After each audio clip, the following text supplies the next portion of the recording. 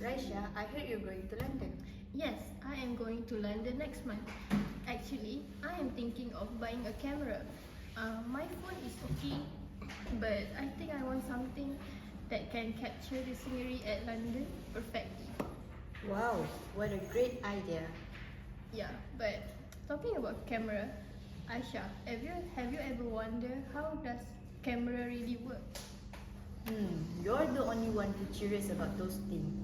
What do you mean? You just point, press the shutter, and you got the camera. You got the picture. Okay, but how does it do that? Like, it's not a magic. Maybe we should watch or search on the internet about the explanation about it.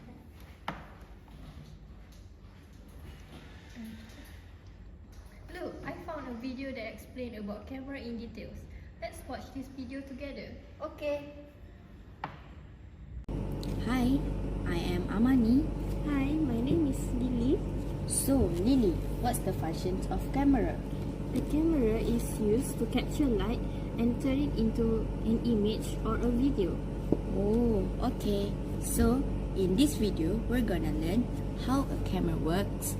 And we are going to learn and counter the distortion of the image formed by the camera. And we also need to learn about the ray diagram of a camera. So, Lily, how does a camera works? Firstly, lights will enter the lens. And also, we need a lens to focus a particular image to the focal points. Next, it needs to have a shutter to record the light passes through at a particular time. And a digital shutter is used to record the light digitally, which is new. Man, I wonder why some camera lens have a blurry image and meanwhile some produce a very clear image. That is because of aberration. There are mainly two types of aberration. One is monochromatic aberration, another one is chromatic aberration. But now we are only focusing on spherical aberration. Okay. So how does spherical aberration works? Okay, so light ray coming from an object point that are incident on a spherical mirror or lens at a different distance from the optical axis after reflection or refraction will either intersect or appears to intersect at different position. Do you know why this occurs? Yes, I know. It is because it occurs because the light rays are incident upon the lens far away from the principal axis. They have a different focal point to those incident close to the principal axis. Okay, so since now we know what is aberration, let's move on to the solution. Alright, let's go. Let's go. Okay, Adib, so what is the solution for spherical aberration? We can use a spherical lens for this. Why? Why? Because they can produce a sharper image with a better light transmission, and it can also use to create a more compact lenses than traditional lenses, because it can perform the same job as a multiple spherical lens.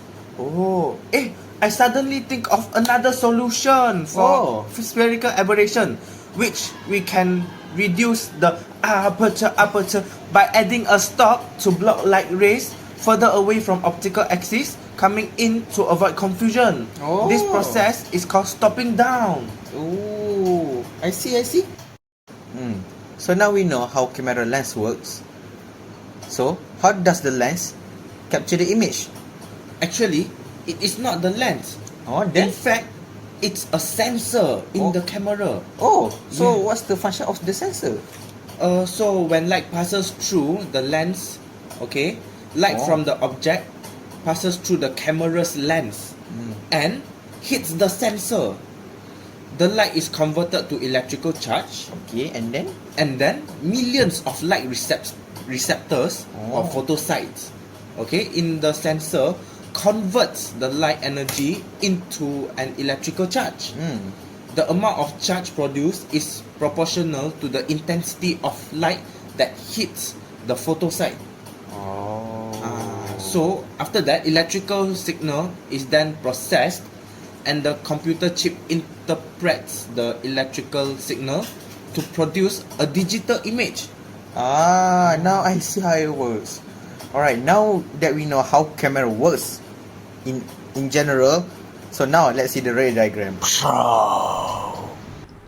from the animation, we can see that in a film camera, this inversion will be put right when the film is developed and printed.